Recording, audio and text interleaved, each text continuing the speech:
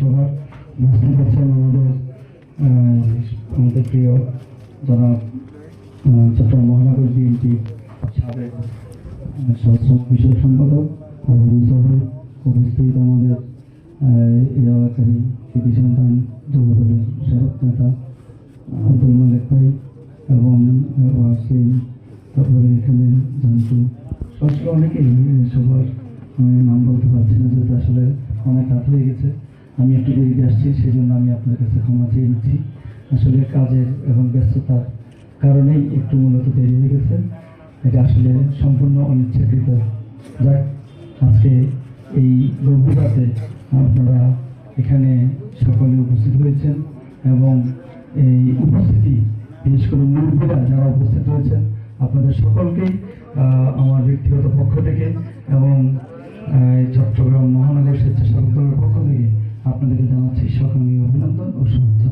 প্রিয় বন্ধুগণ, এখানে যারা উপস্থিত হয়েছেন আসলে বক্তব্য দেওয়ার কিছু নেই।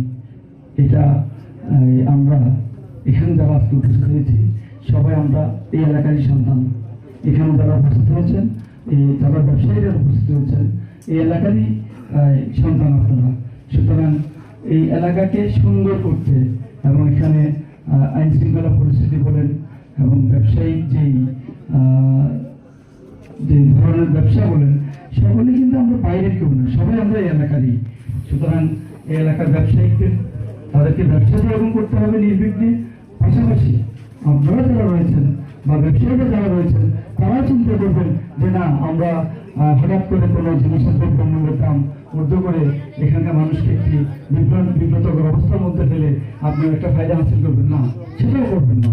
আমরা ওটা মাথায় রাখবেন যে এই এলাকা এটা আমার এলাকা, এটা আপনাদের এলাকা। সুতরাং এই এলাকা যেহেতু আমাদের ওইভাবেই তার মানসিকতা নিয়ে আমাদেরকে সামনের দিকে এগিয়ে যেতে হবে। আপনারা জানেন আমাদের চট্টগ্রাম সিটি কর্পোরেশনের মাননীয় মেয়র মহোদয় ওনার clean city, green city, healthy city, safe city নিয়ে উনি কাজ নিরলস পরিশ্রম করে যাচ্ছে। আসলে ক্লিন সিটিটা এটা হচ্ছে ক্লিন সিটি শহরটাকে পরিষ্কার করলে হবে না। আপনার শহর পরিষ্কার করার আগে আপনাকে মন মানসিকতা পরিষ্কার করতে হবে। আপনার যদি মন পরিষ্কার থাকে তাহলে দেখবেন শহর অটোমেটিক সুন্দর হয়ে যাবে। আপনি যে এলাকায় থাকেন ওই এলাকার যদি শহরটা যদি সুন্দর হয় তাহলে দেখবেন আপনার এই আশেপাশের এলাকাগুলো সুন্দর হবে। আশেপাশের এলাকা সুন্দর হলে এই কর্পোরেশন সুন্দর, শহর সুন্দর হবে। শহর সুন্দর হলে জেলা সুন্দর হবে।